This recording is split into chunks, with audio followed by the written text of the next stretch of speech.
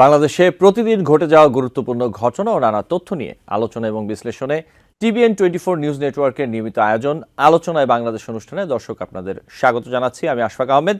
আজকের অনুষ্ঠানে অতিথি হিসেবে আমাদের সাথে যুক্ত আছেন মোহাম্মদ রফিকুল ইসলাম, মহানগর সদস্য, জাতীয় নাগরিক কমিটি, এবং আমাদের সাথে আরও আছেন মোহাম্মদ সোয়াইব হাসান, সদস্য, গণ অভ্যুত্থান রক্ষা আন্দোলন। আপনাদের দুজনকেই স্বাগত জানাচ্ছি আলোচনায় বাংলাদেশ অনুষ্ঠানে। আপনাদের সাথে আলোচনা শুরু করার আগে আমি কয়েকটি তথ্য একটু ছোট করে তুলে ধরবো এবং এই বিষয়গুলো নিয়ে আলোচনা করব। প্রথমে যে বিষয়টা আমি একটু তুলে ধরতে চাই দর্শকের সামনে, তা হচ্ছে সংবাদ সম্মেলন করে 31 ডিসেম্বরের কর্মসূচির বিস্তারিত জানিয়েছে বৈষম্য বিরোধী ছাত্র আন্দোলনের নেতারা। বৈষম্য বিরোধী ছাত্র আন্দোলনের আহ্বায়ক হাসনাত আবদুল্লাহ বলেছেন, জুলাই অভ্যুত্থানে সাধারণ মানুষ যেভাবে রাস্তায় নেমে এসেছিল ঠিক তেমনিভাবে 31 ডিসেম্বর আবারও মানুষ রাস্তায় নেমে আসবে। ওই দিন জুলাই বিপ্লবের ঘোষণাপত্র প্রকাশ করা হবে। এই বিপ্লবের ঘোষণাপত্র 5 অগস্ট হওয়া উচিত ছিল, এটি না হওয়ার কারণে স্বৈরাচারের দোসররা সক্রিয় রয়েছে। অভ্যুত্থানের মাধ্যমে মানুষ 72-এর মুজিববাদের সংবিধানের বিপরীতে অবস্থান নিয়েছে। 72-এর সংবিধানের বিরুদ্ধে যেভাবে মানুষ রাস্তায় নেমে এসেছিল সেটাকে স্বীকৃতি দিতে জুলাই ঘোষণাপত্র প্রকাশ করা হবে। এবং বৈষম্য বিরোধী ছাত্র আন্দোলনের যে অন্যতম সমন্বয়ক সার্জিস আলম, তিনি বলেছেন এই ঘোষণাটি সামগ্রিকভাবে সারা বাংলাদেশে লিখিত অবস্থায় থাকবে, পুরাতন সিস্টেমগুলোকে রিজেক্ট করবে, নতুন সিস্টেম তৈরি করবে। আগামীতে মানুষ যখন ভোট দেবে তখন তারা বুঝতে পারবে কোন প্রেক্ষাপটে অভ্যুত্থান হয়েছিল। আমরা বিশ্বাস করি মানুষের মনকে যেভাবে ফ্যাসিস্ট বিরোধী আন্দোলন সক্রিয় করেছিল তেমনিভাবে এই ঘোষণাপত্র মানুষের মনে ধারণ করবে। বৈষম্য বিরোধী ছাত্র আন্দোলনের মুখ্য সংগঠক আব্দুল হান্নান মাসুদ বলেছেন, শহীদ পরিবারের লোকজন ছাড়াও সব রাজনৈতিক দল ও গণ অভ্যুত্থানের পক্ষে সব শ্রেণী পেশার মানুষ 31 ডিসেম্বর শহীদ মিনারে জড়ো হবে। নাৎসিবাদী সংগঠন আওয়ামী লীগকে অপ্রাসঙ্গিক ঘোষণা করে নতুন বাংলাদেশ বিনির্মাণে গণমানুষের আকাঙ্ক্ষা ঘোষণা করা হবে। তিনি আরও বলেন, এরই মধ্যে ঘোষণাপত্রের খসড়া বিভিন্ন রাজনৈতিক দলগুলিকে পাঠানো হয়েছে, সবাইকে সঙ্গে নিয়ে 31 ডিসেম্বর এই ঘোষণাপত্র পাঠ করা হবে। এবং এই সংশ্লিষ্টই পরের যে তথ্যটি আমি যদি একটু তুলে ধরি, যে বৈষম্য বিরোধী ছাত্র আন্দোলনের এই যে জুলাই বিপ্লবের ঘোষণাপত্র প্রকাশ করবে, এর সঙ্গে সরকারের কোনো সম্পৃক্ততা নেই বলে জানিয়েছেন প্রধান উপদেষ্টার যে প্রেস সচিব শফিকুল আলম। তিনি বলেছেন, এটা একটা প্রাইভেট ইনিশিয়েটিভ, আমরা প্রাইভেট ইনিশিয়েটিভ হিসেবে দেখছি, এটাতে সরকারের কোনো সম্পৃক্ততা নেই। এবং জুলাই বিপ্লবের যে ঘোষণাপত্র, এই প্রসঙ্গে ব্রিফিংয়ে প্রধান উপদেষ্টার উপপ্রেস সচিব আবুল কালাম আজাদ মজুমদার বলেছেন, যতক্ষণ পর্যন্ত ঘোষণা না হবে ততক্ষণ পর্যন্ত আমাদের কাছে বিষয়টি স্পষ্ট নয়, ততক্ষণ পর্যন্ত আমাদের কাছে স্পষ্ট বলা সম্ভব নয়। এবং এর পরে যে তথ্যটি তা যদি দেখি, যে বিএনপির যে সিনিয়র যুগ্ম মহাসচিব অ্যাডভোকেট রুহুল কবির রিজভী, তিনি বলেছেন, কারা পায়ের রক কাটে তাদের চেনে জনগণ এবং জানে। ঘোলা পানিতে মাছ শিকারের চেষ্টা করছে 71-এর বিরোধিতাকারী জামায়াত। তিনি বলেন, 5 অগস্টের আগে ব্যাংক লুট করেছে আওয়ামী লীগ, আর 5 আগস্টের পর ব্যাংক লুট করছে একটি ইসলামী দল। এবং এরপরে যদি আমি আরেকটি তথ্য তুলে ধরি, তা হচ্ছে যে রাজধানীর 2টি এলাকায় বাংলাদেশ স্থানীয় সময় রোববার দিনের একটি বড় অংশ সড়ক অবরোধ করে বিক্ষোভ করেছেন ট্রেনি চিকিৎসক এবং চাকরিচ্যুত বাধ্যতামূলক অবসরে পাঠানো সশস্ত্র বাহিনীর সদস্যরা। এবং এতে করে ঢাকার গুরুত্বপূর্ণ বিভিন্ন সড়কে আসলে যানজট দেখা দিয়েছে। আমরা যদি দেখি, ভাতা বাড়িয়ে 50,000 টাকা করার দাবিতে শাহবাগ অবরোধ করেছিলেন পোস্ট গ্রাজুয়েট প্রাইভেট ট্রেনিং চিকিৎসকরা। এবং সরকারের পক্ষ থেকে আগামী বছরের জুলাই থেকে ভাতা 35,000 টাকা করার প্রস্তাব দেওয়া হয় ট্রেনিং চিকিৎসকদের, কিন্তু তারা আসলে সেই সিদ্ধান্ত প্রত্যাখ্যান করেন এবং অবরোধ অব্যাহত রাখার কথা বলেন। এবং যদি আরেকটা ঘটনা দেখি, তা হচ্ছে যে আওয়ামী লীগ সরকারের আমলে শৃঙ্খলা পরিপন্থী বিভিন্ন কাজে জড়ানোর অভিযোগে চাকরিচ্যুত বাধ্যতামূলক অবসরে পাঠানো সশস্ত্র বাহিনীর সদস্যদের প্ল্যাটফর্ম সহযোদ্ধার ব্যানারে বিক্ষোভকারীরা জাহাঙ্গীর গেটের সামনে অবস্থান কর্মসূচি পালন করেছেন। তারা 3 দফা দাবি দিয়েছেন। তাদের চাকরির সময় থেকে এখন পর্যন্ত সম্পূর্ণ বেতন ভাতা, অন্যান্য সুযোগ সুবিধা, চাকরি পুনর্বহাল সহ বেশ কিছু দাবি তারা আসলে তুলে ধরেছেন। এবং সবশেষ আমি একটি তথ্য দিয়ে আলোচনায় যাব, সেটি হচ্ছে যে ক্ষমতাচ্যুত সাবেক প্রধানমন্ত্রী শেখ হাসিনাকে ভারত ফেরত দেবে না, একটি পলিটিক্যাল সিদ্ধান্ত নিয়েছে, এমনটি শুনতে পেয়েছেন অন্তর্বর্তীকালীন সরকারের যে উপদেষ্টা মাহফুজ আলম তিনি। এবং এটি বাংলাদেশ স্থানীয় সময় রবিবার পররাষ্ট্র মন্ত্রণালয়ের এক সংলাপে সাংবাদিকদের এই কথা তিনি জানিয়েছেন। এক প্রশ্নের উত্তরে উপদেষ্টা মাহফুজ আলম বলেছেন, উনাকে অর্থাৎ শেখ হাসিনাকে তারা ভারত ফেরত দেবে না বলে রাজনৈতিক সিদ্ধান্ত নিয়েছে বলে আমরা শুনতে পাচ্ছি। এবং মাহফুজ আলম বলেন, আমাদের বাস্তববাদী হতে হবে, সরকার বদলালে যাতে পররাষ্ট্রনীতি বদলাতে না হয় বিষয়টি সামনে রেখে কোনো ধরনের হঠকারী সিদ্ধান্ত আমরা নিতে পারি না। আমাদের সার্বভৌমত্ব, আমাদের জাতীয় নিরাপত্তা, আমাদের অখণ্ডতা রক্ষাই আমাদের অগ্রাধিকার। এই ছিল কিছু তথ্য। আমি এখন আলোচনায় চলে যাব আমাদের দুজন অতিথির সাথে। আমি একটু রফিকুল ইসলাম আপনার কাছেই প্রথমে আসি, যে বিষয়টি নিয়ে যে 31 ডিসেম্বর বৈষম্য বিরোধী ছাত্র আন্দোলন যে জুলাই বিপ্লবের ঘোষণাপত্র প্রকাশ করবে বলে জানিয়েছে, এই ঘোষণাপত্র প্রকাশের বিষয়টি আসলে আপনি কিভাবে দেখছেন, এই ব্যাপারে কি বলবেন রফিকুল ইসলাম? আসলে দেখুন আশফাক, একটি কথা, আসলে 31শে ডিসেম্বর যে কি হতে যাচ্ছে এটা মানুষ কিন্তু বুঝতে পারতেছে। যেটা 5ই আগস্টই হওয়ার কথা ছিল। আসলে দেখেন, 5ই আগস্টে না হওয়ার ফলে আজকে এই খুনি হাসিনার দোসররা বা তার সহযোগীরা বিভিন্ন জায়গায় সক্রিয় হয়ে পড়েছে। সুতরাং যেটা 5ই আগস্ট হয়নি, আমি মনে করি 31শে ডিসেম্বর প্রোক্লামেশন অফ রিপাবলিক বা প্রোক্লামেশন অফ সেকেন্ড রিপাবলিক, এটা ঘোষণা হওয়াটা এবং প্রকাশ করা আমি মনে করি খুবই দরকার। যেটা 5ই আগস্টে হওয়ার কথা ছিল, সেটা আলটিমেটলি কিছুদিন পরে হলেও 31শে ডিসেম্বর সেটা হবে। জি রফিকুল আর ইসলাম, এটা এখন কেন দরকার? আপনার কেন মনে হচ্ছে যে এটি আসলে দরকার? আসলে দেখেন, এই মুজিববাদ সংবিধানের বিরুদ্ধে যেভাবে বাংলাদেশের আপামর জনগণ, সমস্ত মানুষ মাঠে নেমেছিল, আসলে তাদের যে প্রত্যাশা, এই প্রত্যাশা পূরণের লক্ষ্যেই আসলে এই 31শে ডিসেম্বর যেটা আমরা বলতেছি ঘোষণাপত্র যে প্রকাশ করা, এটা আসলে আবশ্যক বলে আমি মনে করি। মানে তাহলে এই ঘোষণাপত্রটি আসলে কি জন্য আপনি মনে করছেন যে ঘোষণাপত্রটি হচ্ছে বর্তমান যে সংবিধান আছে আসলে সেটি যাতে না থাকে, অথবা এটি বাদে অন্য কোনো কিছু নিয়ে আসলে এই বিষয়টি, রফিকুল ইসলাম এমনটাই বলতে চাচ্ছেন আপনি? জি জি জি জি, এক্স্যাক্টলি। আচ্ছা, কিন্তু এই যে একটি কথা আমরা শুনতে পাচ্ছি কি মুজিববাদ সংবিধান এবং মুজিববাদের যে বিষয়টি, এই সংবিধান তো বাংলাদেশের সংবিধান, এখানে মুজিববাদ অথবা অন্য যে কোনো কিছুই আমরা বলি, এই বিষয়টি আসলে কেন আসছে এটি একটু বলবেন আমাকে? আচ্ছা, আপনি দেখুন একটা বিষয় এইখানে, আপনার আসলে একটা বিষয় আপনারা এখনো ভাবতে পারতেছেন না। এই সংবিধানটা রচনা করা হয়েছিল এই মুজিবীয় আদর্শের মধ্যে মুজিব সরকারের আমলে। আর এই মুজিব সরকারের আমলে যে সংবিধানের যে ঘোষণা ছিল, সেই অনুযায়ী কিন্তু রাষ্ট্র পরিচালনা হয়নি। কারণ এর ভিতরে যে ইনসাফ একটি কথা ছিল, এই ইনসাফ দীর্ঘ 53 বছরে বাংলাদেশে কিন্তু প্রতিষ্ঠা হয়নি। এই ফ্যাসিস্ট সরকার, এখন নতুন এই নতুন করে মুজিববাদী সরকার, সংবিধান যদি প্রণয়ন করা হয় তাহলে বাংলাদেশে ইনসাফ প্রতিষ্ঠা হয়ে যাবে, এটা গ্যারান্টি দিয়ে বলছেন আপনি? অবশ্যই আমরা নতুন সংবিধানের পক্ষে এবং বরাবরই আমরা সবসময় নতুন সংবিধানের বিশ্বের পুনরায় যেসব লিখন। দেশে সংবিধান আছে সব দেশে, তাহলে যেসব দেশে নতুন করে সংবিধান করা হয়েছে অথবা যেসব দেশে নাই অথবা যেসব দেশে সংবিধান আছে সেসব দেশে আসলে এটা প্রতিষ্ঠা হয়ে গেছে, আপনি কি মনে করছেন?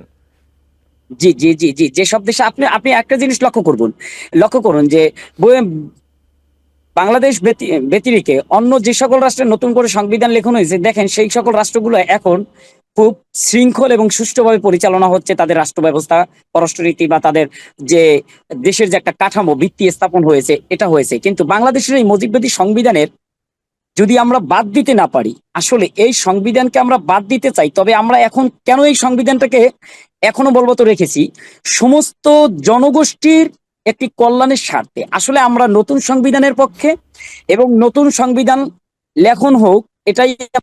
যদি নতুন সংবিধান লেখা হয় তাহলে প্রত্যেকটা মানুষের যে তাদের নাগরিক অধিকার এবং যে মানুষের আইনের সুশাসন, একজন সাধারণ মানুষের যে অধিকার বাংলাদেশে থাকা দরকার, সেই অধিকারটা দীর্ঘ 53 বছর ছিল না এই সংবিধানের দোহাই দিয়ে।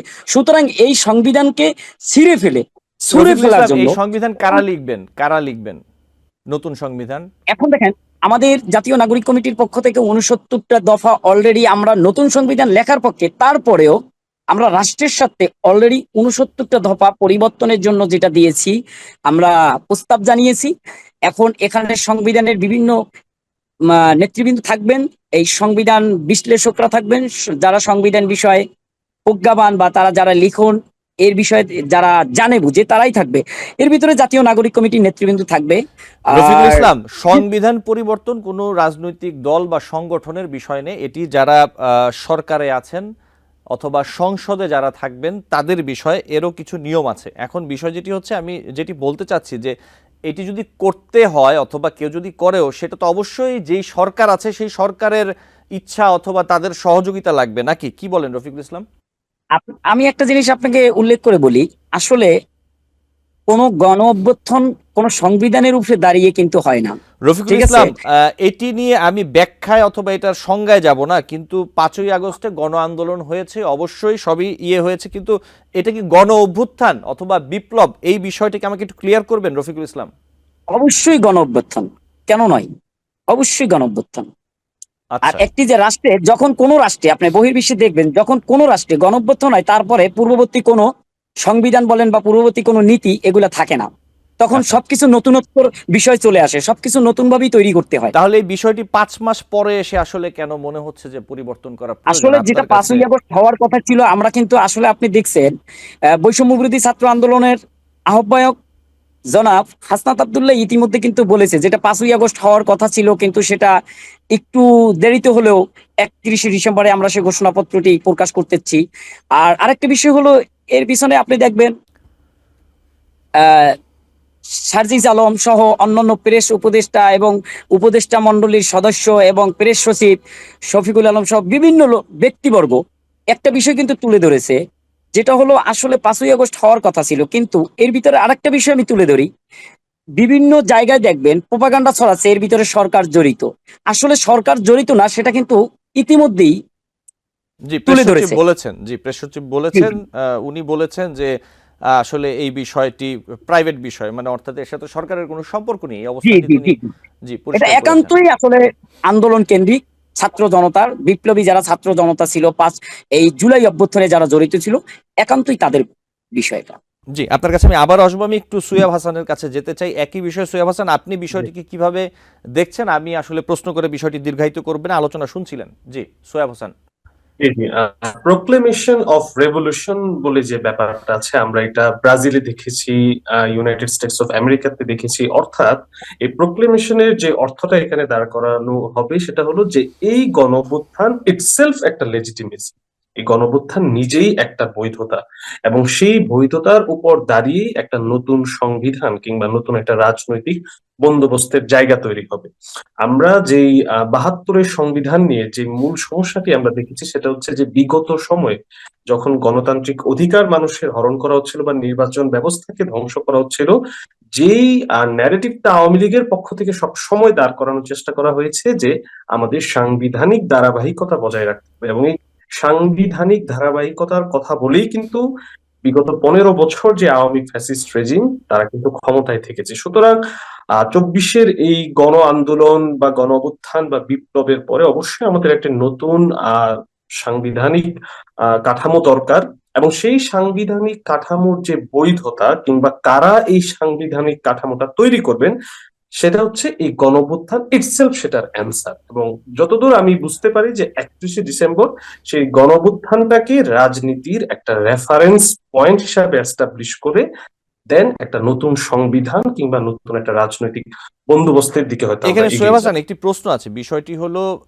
অবশ্যই যে বৈষম্য বিরোধী ছাত্র আন্দোলন অথবা যারা গণ আন্দোলনের সাথে জড়িত ছিলেন, তারা তাদের এটি প্রস্তাব, তারা আসলে এটি করতে চান, কিন্তু এখানে তো এখন একটি সরকারও আছে, তাহলে বিষয়টি কিভাবে কি হবে আমাকে একটু বুঝিয়ে বলবেন? এই ক্ষেত্রে আমি যেটা আবারও বলেছি যে এই প্রোক্লেমেশন নিজেই একটা রেফারেন্স হবে, সে কোনো ধরনের সরকার বা পূর্ববর্তী কোনো কাঠামোর উপরে সে নির্ভর করবে না। অর্থাৎ এই কে প্রোক্লেমেশন করবে না? নিজেই একটা রেফারেন্স সুয়েব হিসাবে হাসান, কাজ কে করবে। করবে না? মানে এই যে প্রোক্লেমেশন, সে ওই প্রোক্লেমেশন করবে না, কিন্তু সরকার তো একটি নিয়মে চলছে, বর্তমান অন্তর্বর্তীকালীন সরকার, তাই না? তাহলে এই সরকারের কি হবে? এখন সেটা হচ্ছে নতুন যে সাংবিধানিক প্রস্তাবনা ওনারা রাখবেন বা রাখছেন বলে আমরা অনুমান করছি, এটা ওনারা ভালো বলতে পারবেন যে একটা এক্সিস্টিং কাঠামো অলরেডি বিদ্যমান আছে, এবং তার পাশাপাশি প্যারালালি কিন্তু একটা নতুন সংবিধান বা নতুন রাজনৈতিক বন্দোবস্তের আলোচনা চলছে। এখন এই দুইটা কিভাবে মার্জ হবে বা এখানে যে টেকনিক্যাল যে দ্বন্দ্বটা হতে পারে এটা কিভাবে রিজলভ করবেন, এই অ্যান্সারটা বোধ করি যারা এই প্রোক্লেমেশনের ঘোষণা আয়োজনটা দেবেন। করবেন তারাই সবচেয়ে জি, ভালো বলতে পারবেন। জি, তবে জি বলুন সোয়েব। জি, এখন এই বিদ্যমান সরকার এবং নতুন সাংবিধানিক যে বন্দোবস্ত, এই দুইটাকে আমরা কিভাবে একসাথে সামনে করে এগিয়ে নিয়ে যাব, আশা করি এই উত্তরটা ওনাদের দিক থেকে আসা উচিত। কারণ সরকার অলরেডি বলেছে যে তারা কিন্তু এটার অংশ না। এবং একদিক থেকে আবার 31শে ডিসেম্বর আমরা শুনতে পাচ্ছি যে 72 এর সংবিধানটাকে আমরা বাদ দিয়ে একটা নতুন যাত্রা শুরু করবো। সুতরাং এই যে দুইটা দ্বন্দ্বের জায়গাটা আপাত দৃষ্টিতে যেটা মনে হচ্ছে, সেই দ্বন্দ্বটা কিভাবে নিরসন হবে এটা আমাদের জানা দরকার। নতুন সংবিধানের আলাপ আসছে, এটা অবশ্যই ভালো একটা দিক। আমাদেরও দরকার আছে যে একটা নতুন রাজনৈতিক বন্দোবস্তের ভিতর দিয়ে যাওয়া, but at the same time এই টেকনিক্যাল যে ইস্যুটা আছে এটাকে অবশ্যই আমাদের ভালোভাবে ডিল করতে হবে। আদারওয়াইজ কিন্তু এটা একটা আসলে কি বলবো যে রাজনৈতিক যে অ্যাম্বিগুইটি, আমরা সেই দিকে চলে যাচ্ছি। জি, ঠিক এই জায়গাতেই সোহেব হাসান, আমি আবারও আসবো আপনার কাছে। আমি একটু রফিকুল ইসলাম আপনার কাছে আসতে চাই। যেই প্রশ্নটি আসলে সোহেব হাসান রাখলেন, এই কথাটাই আমি আপনার কাছে রাখতে চাই। এই যে বৈষম্যবিরোধী ছাত্র আন্দোলন ঘোষণা দিল, তারপর আসলে এখানে কি কি বিষয় আসলে এক্স্যাক্টলি আসবে আমরা এখনো জানি না, ঘোষণা দিলে জানতে পারবো। কিন্তু আমরা যেটা দেখতে পাচ্ছি অথবা ধারণা করতে পারছি যে এখানে এমন কিছু বিষয় হয়তো থাকতে পারে যেগুলো ঘোষণার পর সরকারের সাথে একটি আমরা বলি যে টানাপোড়েন, মতবিরোধ, যেভাবেই বলতে চাই, অথবা সাংবিধানিক জটিলতা সৃষ্টির যে সম্ভাবনা তৈরি হওয়ার একটি শঙ্কা আসলে দেখা যাচ্ছে। সেই ক্ষেত্রে আসলে আপনি ব্যাপারটা কিভাবে দেখছেন রফিকুল ইসলাম? আসলে আপনারা দেখতেছেন যে বিভিন্ন সমস্যা তৈরি হতে পারে এই 31শে ডিসেম্বরের ঘোষণার পরে।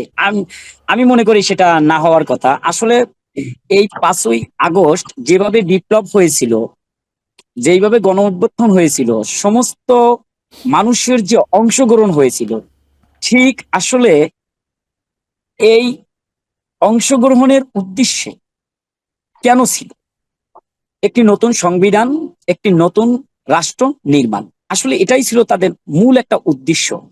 এই ফ্যাসিবাদী রফিকুল সরকার, ইসলাম, আমি এই জায়গায় আপনার কাছে একটি প্রশ্ন রাখতে চাই। যখন বৈষম্য বিরোধী কোটা সংস্কার আন্দোলন থেকে শুরু করে বৈষম্য বিরোধী, তারপরে সরকার পতন, এখানে কোথাও কি আন্দোলনের সময় সরকার পতনের আন্দোলন ছিল, ডাক ছিল সবশেষ যেটি, কিন্তু সেখানে কি বলা হয়েছিল যে আমরা সংস্কার চাই, সংবিধান পরিবর্তন চাই, আমরা নির্বাচন কমিশন পরিবর্তন চাই, এমন কি কোনো প্রসঙ্গ তখন ছিল 5ই আগস্টের আগে পর্যন্ত, ইভেন 5ই আগস্টের কিছুদিন পরে পর্যন্ত এই বিষয়গুলো কি ছিল?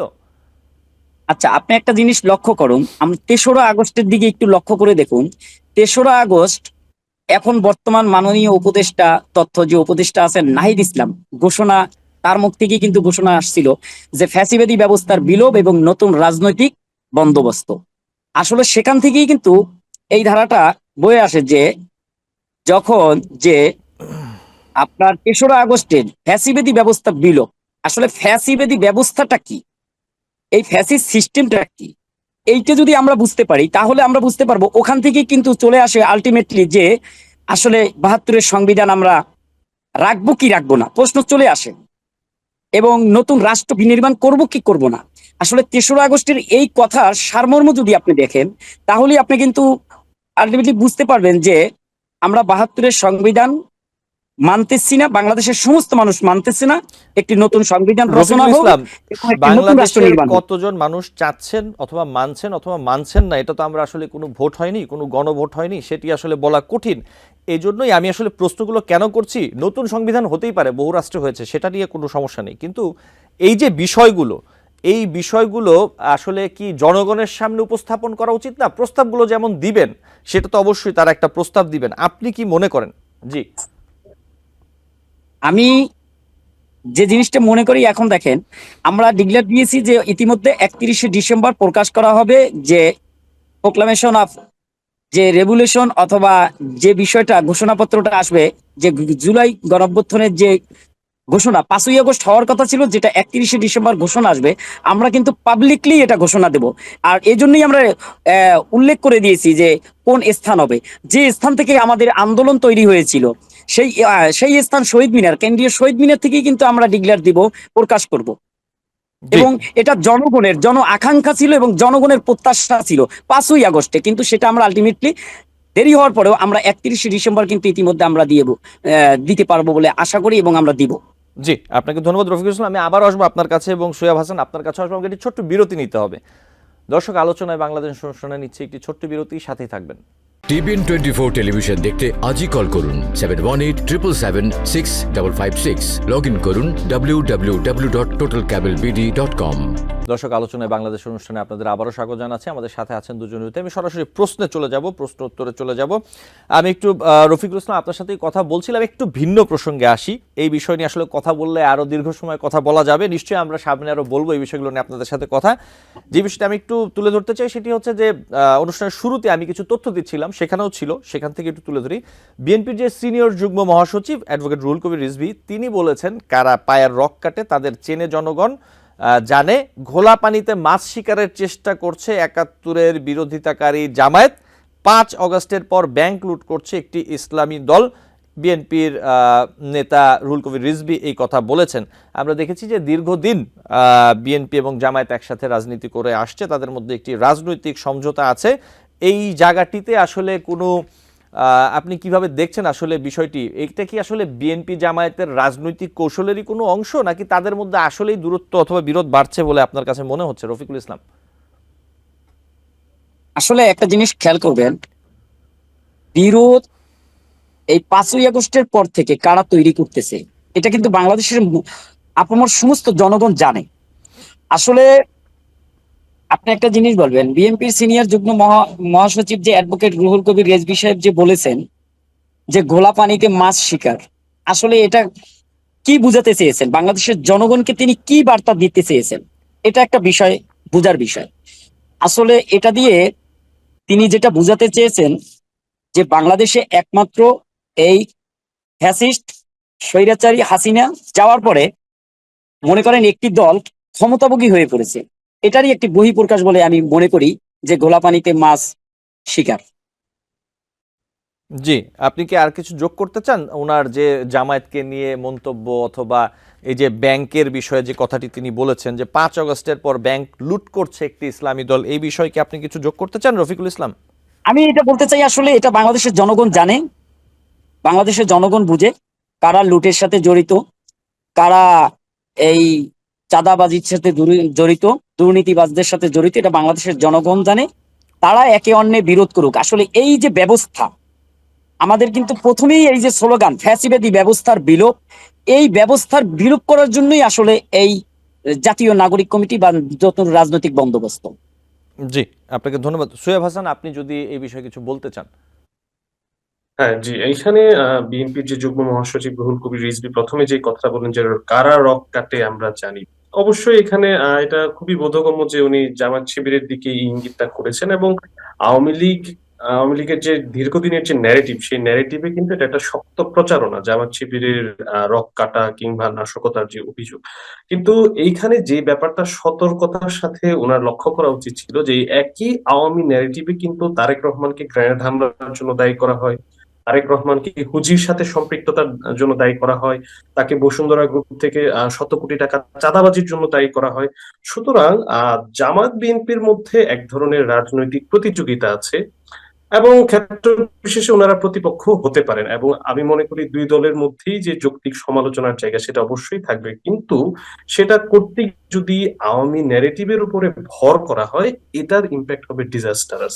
কারণ পত্রিকার পেপার কাটিং যদি বলেন কিংবা ডকুমেন্টস বলেন, আপনার ডকুমেন্টস এর অভাব হবে না।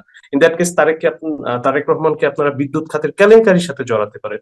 সুতরাং এইখানে গঠনমূলক সমালোচনাটা জরুরি, কিন্তু আপনি যদি আওয়ামী ন্যারেটিভের উপরে ভর করেন এটা খুবই ডেঞ্জারাস। দ্বিতীয় যে কথাটা হচ্ছে যে ব্যাংক দখলের কথা, আমরা জানি যে ইসলামী ব্যাংকটা একটা সময় জামাতের একটা পৃষ্ঠপোষকতা বা তাদের একটা নিয়ন্ত্রণ সেখানে ছিল, এবং পরবর্তী সময়ে আমরা দেখতে পেয়েছি যে আওয়ামী লীগ আমলেই এক প্রকার বিবিধ গোয়েন্দা সংস্থাকে ব্যবহার করে ব্যাংকটার কিন্তু যে মালিকানা সেটা কিন্তু রদবদল করা হয়েছে অ্যাসালম গ্রুপের কাছে।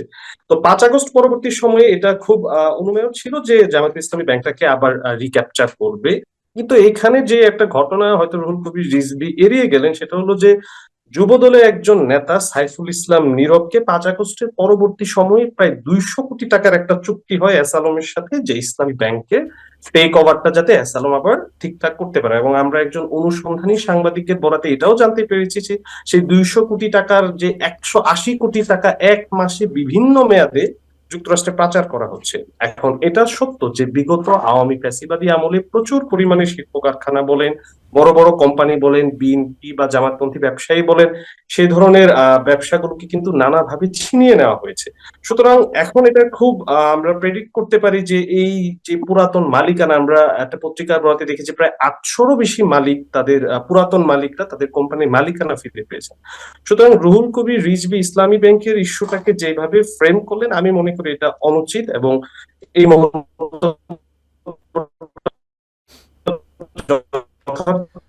হয়নি। এবং একই সাথে উনি যুব দলের সঙ্গে যে ব্যাপার, যেটা সাংবাদিক জুলকারনাইন সামির একটা অনুসন্ধানে উঠে এসেছে, সেই জিনিসটাও তিনি এড়িয়ে গেছেন। তবে দুই দলের মধ্যে একটা গঠনমূলক সমালোচনা থাকা জরুরি, কারণ রাজনীতিতে অপোনেন্টের উপস্থিতিটা খুবই জরুরি। এবং কিন্তু সেই ক্ষেত্রে আসলে আমি কোন জায়গা থেকে ন্যারেটিভটা দাঁড় করছি বা কার কাছ থেকে ইনফরমেশন, কোন ইনফরমেশনের উপর ভিত্তি করে বলছি, সেটা খুব জরুরি। ধন্যবাদ। জি, আপনাকে ধন্যবাদ রফিকুল ইসলাম। আমি আবার একটু আপনার কাছে আসি, এবার একটু ভিন্ন প্রসঙ্গ। আমরা একটু যে ঘটনাগুলো আসলে আছে উল্লেখযোগ্য, এগুলো একটু অল্প অল্প করে আলোচনা করে যেতে চাই। সেটা হচ্ছে যে আপনি নিশ্চয়ই দেখেছেন যে ট্রেনি চিকিৎসকরা তারা আসলে আন্দোলন করছেন তাদের দাবি নিয়ে, এবং তারা ভাতা বাড়িয়ে, তাদের বর্তমানে ভাতা আছে 25,000 এবং তারা চাচ্ছে যে ভাতা বাড়িয়ে 50,000 টাকা করার দাবি তারা করছেন, এবং সরকারের পক্ষ থেকে 35,000 পর্যন্ত করে দেওয়ার কথা বলা হয়েছে। তারপরেও তারা মানছেন না। আপনি কি এই দাবির সাথে একমত?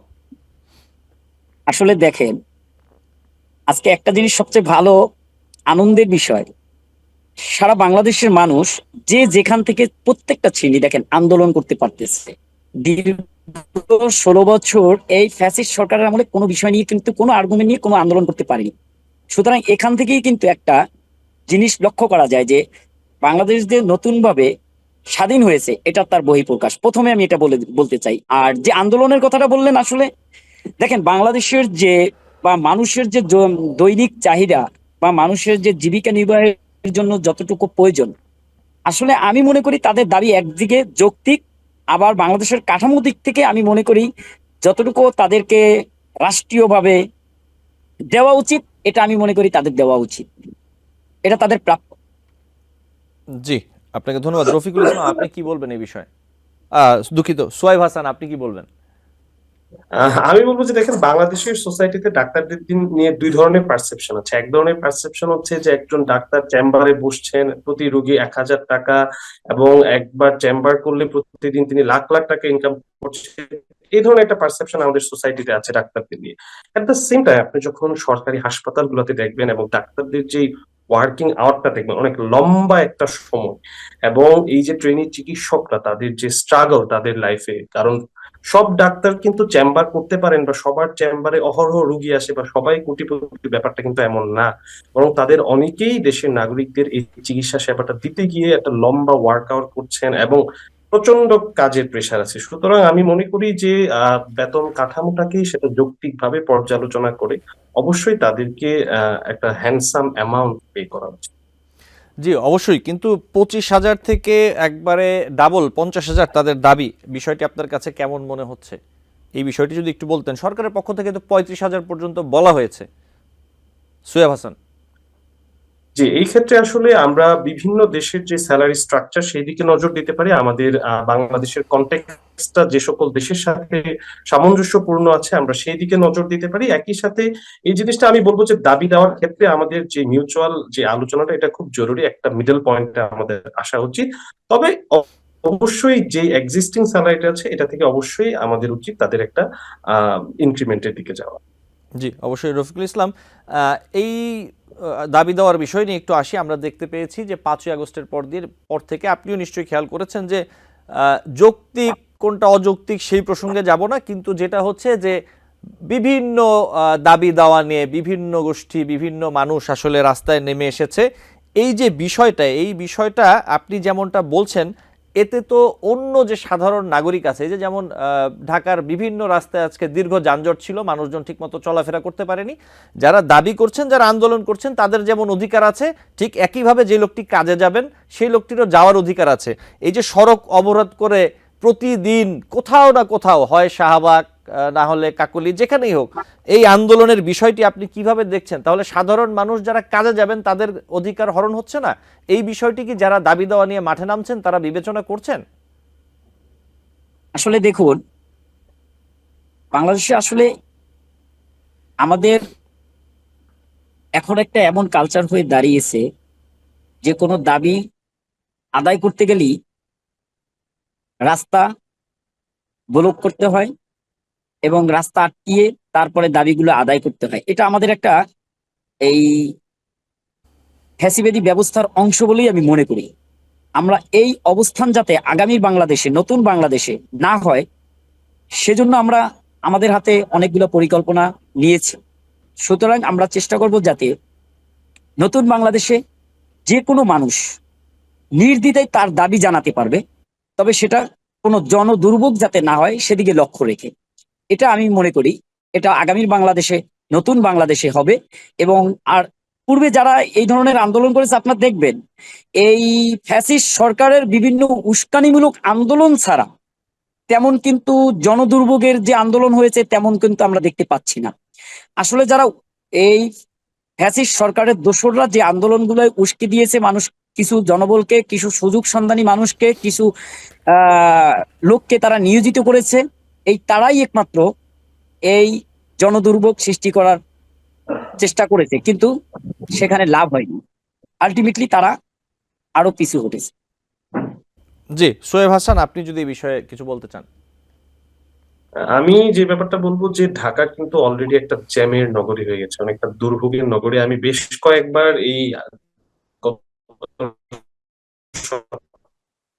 ঢাকা যত একটা প্ল্যাটফর্মের সদস্য গণঅভ্যুত্থান রক্ষা আন্দোলনের আমরা নিজেরাও কিন্তু কয়েকদিন রোড ব্লকেট করে আন্দোলন করেছি, বাট একটা টাইমে এসে মনে হয়েছে যে এই রোড ব্লকেটটা সেটা যদি আমি 30 মিনিটের জন্য রাখি বা 1 ঘন্টার জন্য রাখি, অনেক ক্ষেত্রে মানুষের কিন্তু একটা ভোগান্তির জায়গা তৈরি করে। এবং এরপর থেকে আসলে কোনো এক ধরনের দাবি দেওয়ার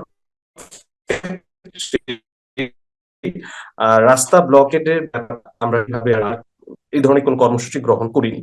এখানে যে কোনো ব্লকেডের ব্যাপারে বা যে কোনো ধরনের রাস্তা আটকানোর ব্যাপারে যে ফিলোসফিটা এখানে কাজ করে, যে যখন কোন একটা সমাজের একটা অংশ তার অধিকার থেকে বঞ্চিত হচ্ছে বলে সে মনে করে, তখন সে সোসাইটির অন্যান্য অংশকেও একটা বার্তা দেওয়ার চেষ্টা করে। যেমন আপনি ইউরোপের অনেক কান্ট্রিতে দেখবেন যে যারা ট্রাক চালক আছে তারা প্রায় সময় স্ট্রাইক করে শহরে, এবং এতে করে কিন্তু শহরের অন্যান্য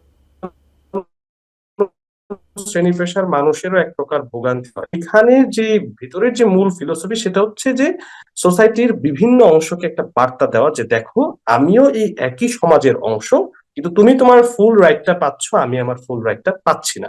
তবে একই সাথে যে জনদুর্ভোগের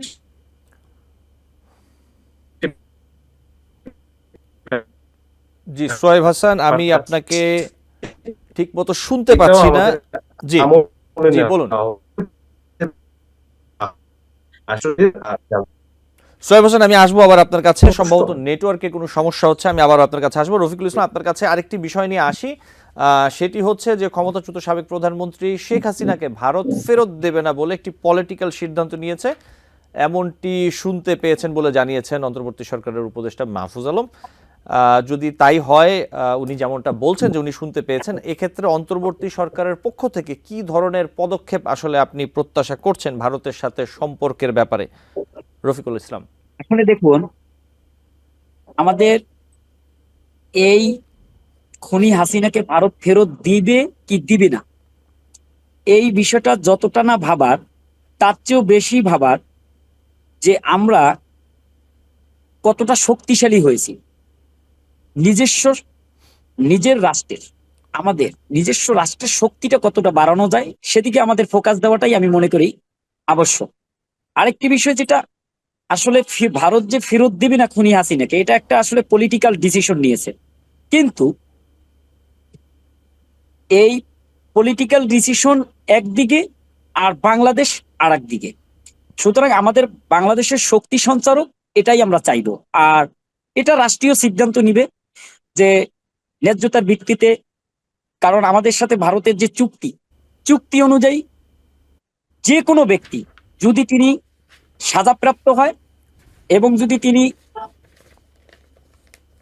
সাজার মাধ্যমে তাকে আইনের মাধ্যমে ওই রাষ্ট্র ফেরত দিতে বাধ্য।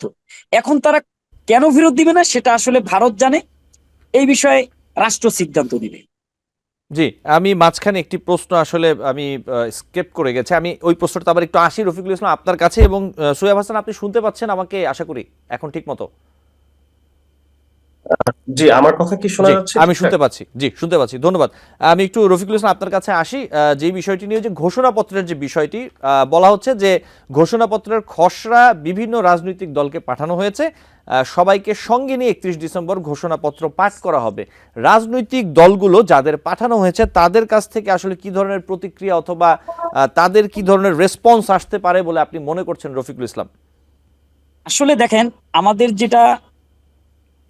যেটা বলা হয়েছিল যে বাংলাদেশের সমস্ত রাজনৈতিক দলের কাছে আসলে পাঠানো হয়েছে, এখন এই রেসপন্স করাটা একান্ত তাদের ব্যক্তিগত ব্যাপার। এখানে আসলে আমরা জোর করে তো তাদেরকে আনতে পারবো না, আর আমরা জোর করে আনবো না। কারণ যারা এই জুলাই অভ্যুত্থানের সাথে জড়িত, এই আন্দোলনের সাথে জড়িত, যারা বিপ্লবী, আসলে তারা প্রত্যেকে তাদের স্ব ইচ্ছায়, নিজ ইচ্ছায় তারা শহীদ মিনারে আসবে বলে আমি মনে করি।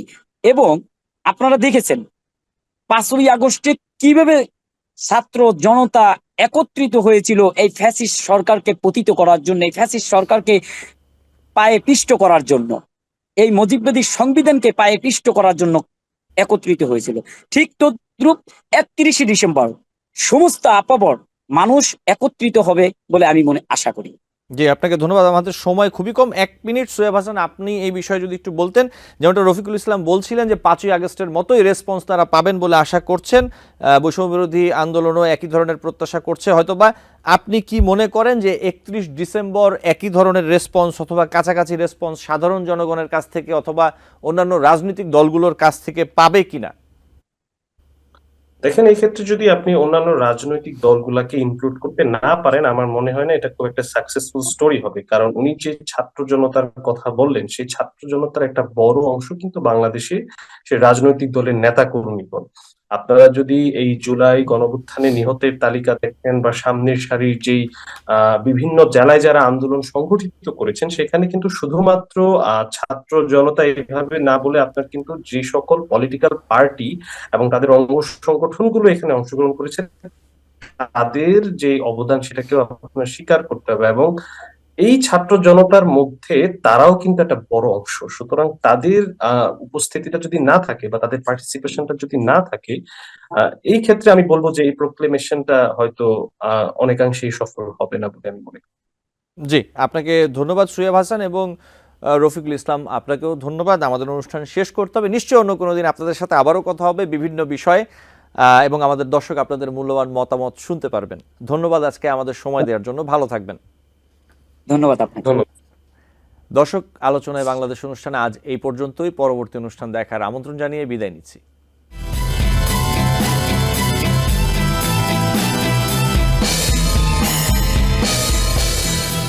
টিভিএন 24 টেলিভিশন দেখতে আজই কল করুন 7187776556। লগ ইন করুন www.totalcablebd.com।